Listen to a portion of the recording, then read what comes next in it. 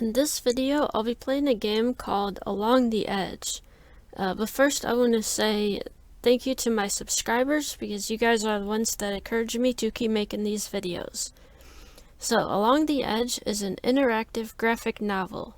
It's available in multiple languages and for multiple operating systems. It's an adult narrative game set in the European countryside where your choices impact the main character's personality and appearance. Daphne is at a dead end. She's unsatisfied by her personal and professional life, so when she inherits an old family house in a remote part of the country, she jumps at the opportunity to start anew. Does she decide to embrace her legacy, or does she hang on to her old way of life? So I'm excited to see what this is like. Let's go.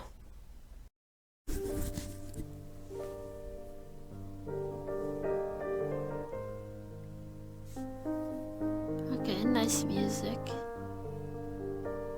Start.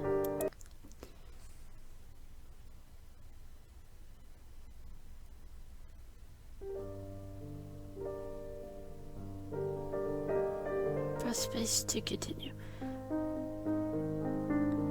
During your adventure, you will be asked to make choices that will define how your story progresses. Some of these choices will have direct consequences, forking the story in one direction instead of another.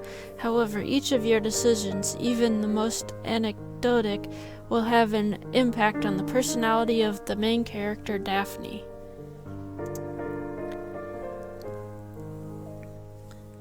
Okay, automatically saved at checkpoint, and there's the menu.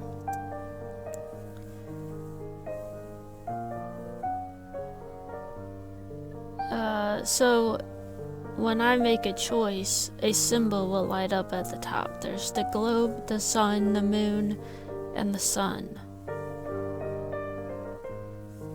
Wonder what the triangles are. And along the edge, your decisions are neither good nor bad. The branching of the story opens different narrative hypotheses, shaping your adventure according to your choices. Choose wisely.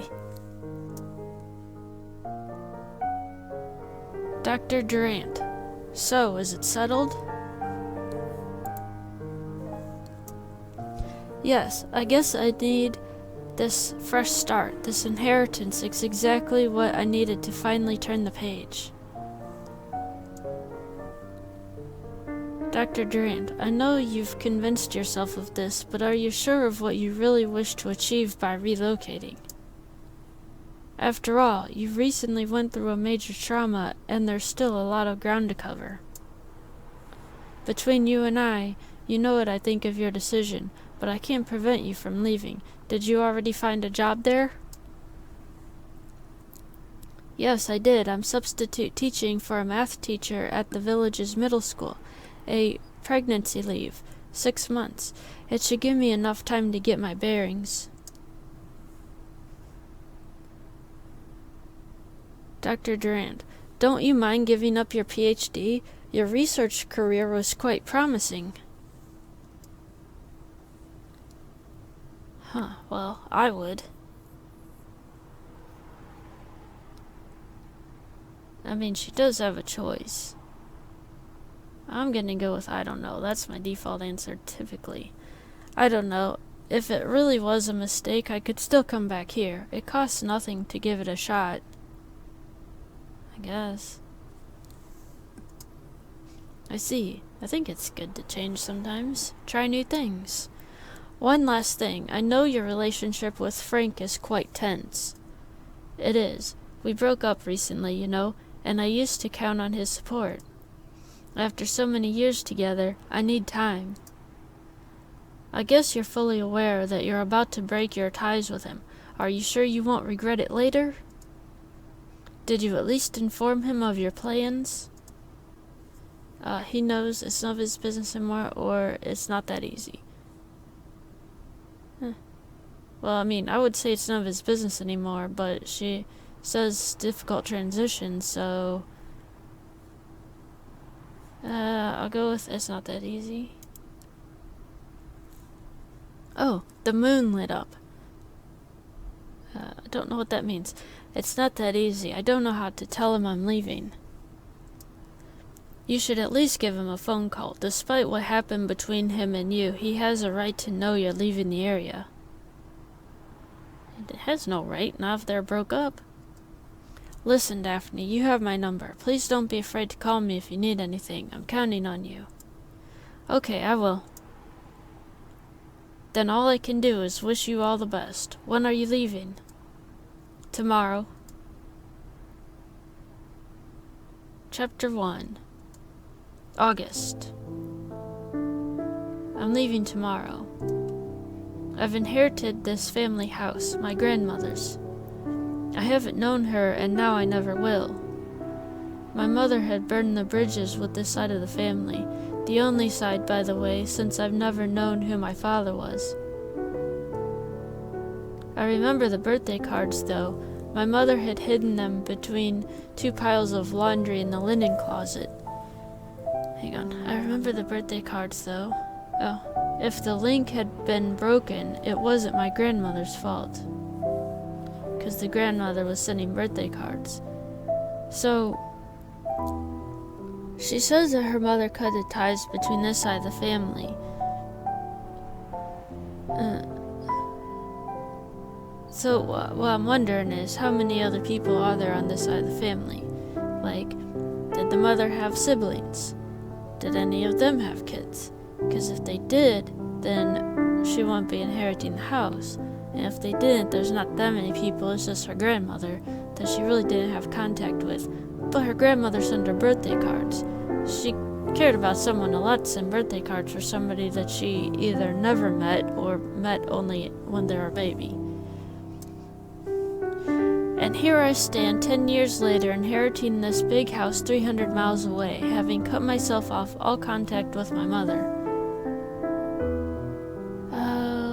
So her mother could still be alive. That's what they call karma, isn't it? The other PhD students asked me to meet them at the bar.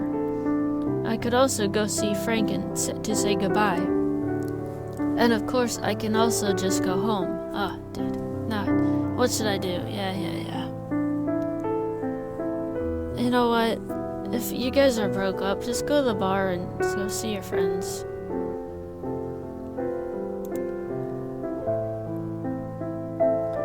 Okay, the globe lit up for that one. I went to the bar to meet the other students. I didn't have it in my heart to refuse. I've never really integrated myself in this small group. In fact, all they think about is their career at the university. I know I'll regret giving up my research, but on the other hand, I didn't see myself having a brilliant career. Despite their cool and easygoing attitude, I know the others would gladly kill each other for an article in Nature. I've never been at ease in this environment. All I've ever wanted was to help advance science, add my stone to the building. I know it's a bit cliche to think like that, but it's the truth. Science will have to make do without me, and I don't think it's losing much. I have never heard that saying before about adding my stone to the building, but it sounds cool. Science could be losing a lot someday in the future. You don't know what path you're on. You don't know how much you might contribute one day. I can't believe I thought they wanted to surprise me, to celebrate my leaving, but then I haven't told anybody. Except my research director. He seemed a bit disappointed at first, and then not that much. I should go. I have to take the road early tomorrow.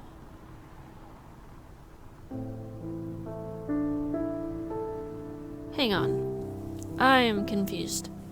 The friends or the other students, whatever, wanted to meet her at the bar because she's leaving the next day. I may have missed something. Can I go back? Reload. No. Don't want to go back that far. Okay. When I got home, I took the phone. As always, I've waited until the last moment. I can't not tell him I'm leaving. It would have been so much easier if I had called him 2 months ago, 1 month ago, 2 weeks ago. I couldn't. I still can't. Hearing his rugged and husky voice, it would remind me again of all I've lost, all we've broken. Why are you even talking to him? I dialed the number as if it was yesterday. Of course, it's late, and the robotic voice of the operator notifies me that the person I'm trying to call isn't available, that I can throw a bottle to the sea if I feel like it. I assume that means it's a reference to a message in a bottle thing, like, it's pointless. I don't feel like anything. So I hang up before spluttering something I'm sure to regret as soon as I've said it. Oh, well, never mind. Okay, so she doesn't tell him. I don't really think it matters one way or another. That's it. Everything I own is packed in a couple of boxes. I'd like to be sad to leave, but I really don't mind. My last night here, I don't know what I'm hoping to find there. A fresh start? I'm trying to convince myself of that. Maybe Dr. Durant is right. Maybe all of this is nothing but evading the issue. Did my mother feel the same when she left my grandmother's village 30 years ago? Do you know why she left? Am I walking in her footsteps after all? The difference is that she had me. I'm leaving alone. Oh, she had me. I'm leaving alone. I'm asking myself too many questions. I've taken my decision. I can't afford to go back. I can't undo what I've done. I'll try to get some sleep. 300 miles. I got up way too early. The trip is going to be long. Little by little, civilization slowly gives way to empty spaces. So, it has seemed British up until now. And isn't this the side of the road that we drive on in the United States? I'm not that good at it. I'm not sure. The highway is replaced by an interlacing of small roads, and the clear directions give the major routes turn into tracking game that's getting increasingly trickier as I get closer to my destination. The road goes through the village, which I cross quickly. Although I thought I was getting away from the agitation of the city, all this peace and serenity seems to hide something nefarious, almost ominous. After a couple of miles, I turn into a dirt track overrun with weeds.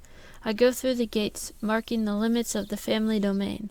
Then, on the right, I see a small stone house. That must be the outbuilding where the couple of wardens live.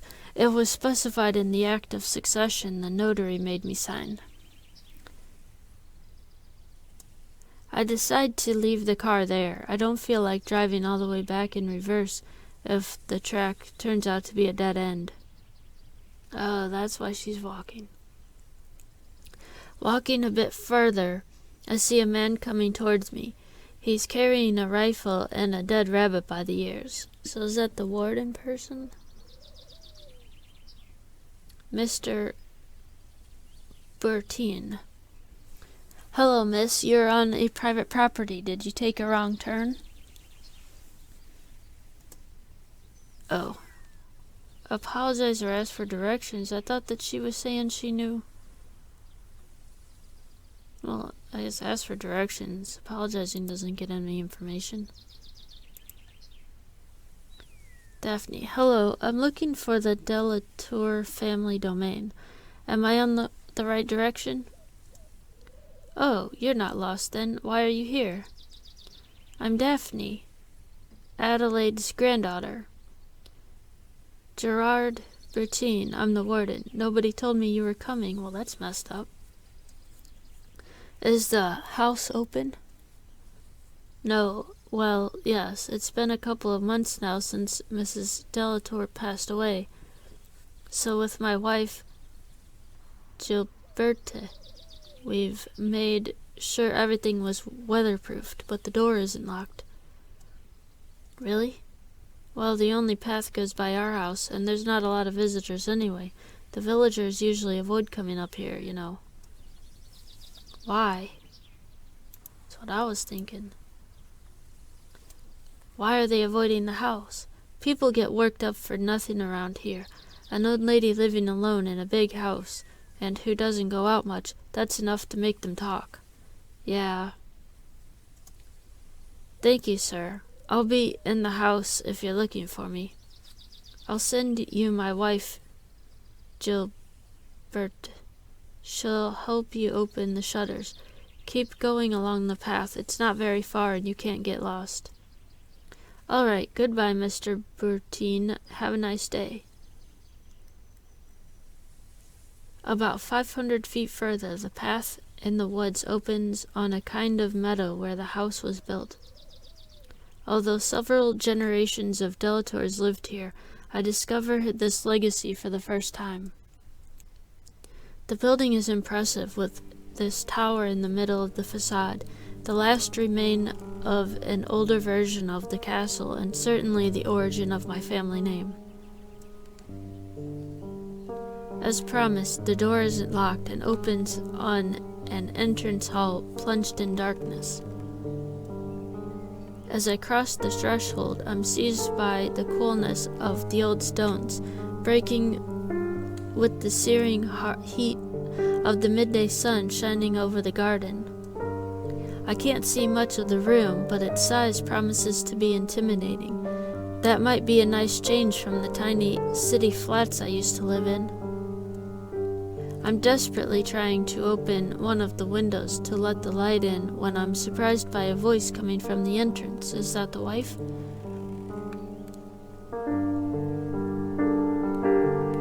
Mrs. Bertine. Miss? Oh. An old woman is standing in the threshold. Yes? My husband told me you were coming to the house. Are you planning to stay for the night? Much more than the night. I'm moving in. Oh, and call me Daphne, please. I'll get my share of Miss and Madam when I start working at the school. Are you aware of the inheritance? So you're Madam's granddaughter, then. She used to talk about you a lot, you know. I remember you. Well, I mean, it was a long time ago. You were still a baby when Miss Sophie left. Madam never got over it. Okay, hang on. So, I read something wrong earlier. The grandmother, of course, met her when she was a baby because she already said that when her mother left, she had her. Okay. And now we know the mother's name. Well, I'm sure you have a lot to tell me, but can't you do it while helping me open the shutters? Oh, sure, I'm sorry. So are you moving into the castle? You're going to work at the village's middle school, aren't you? Yes, I'm a math teacher. I'm going to teach there. Well, at least for the next 6 months as a substitute. So tell me, how do you want to proceed? I mean, I know you've been working for my grandmother, but I'm not sure I can afford your services, if you see what I mean. The inheritance left me barely enough to cover the costs of the house for a couple of years. Oh, don't worry. Gerard and we've retired 2 years ago, but Madam didn't forget us in the legacy. She was kind enough to let us live in the outbuilding for the rest of our days.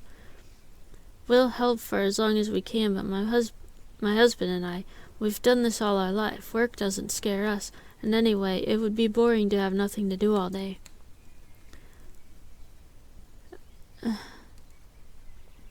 So, okay, you can't ask them to work for free.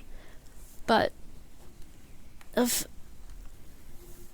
they're just having a place to live that happens to be nearby, and you don't really ask them to do anything. Because, I mean, what are you going to need their help with, really?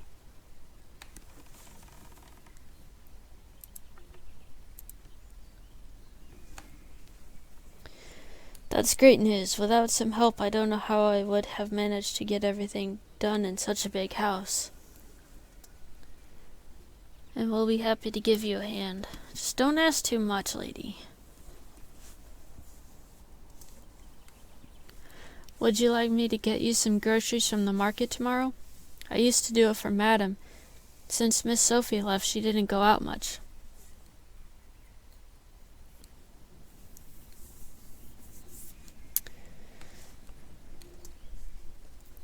No, don't worry, I'll go out. It will give me an opportunity to check the village out.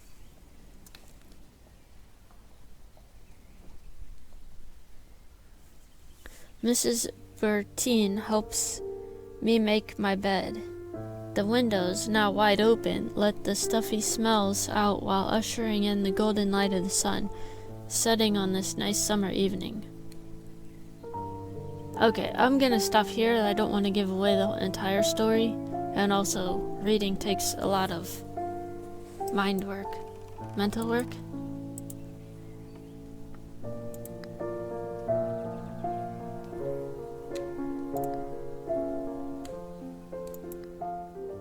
So I really enjoyed this game, and I hope that other people out there will try it and see for themselves.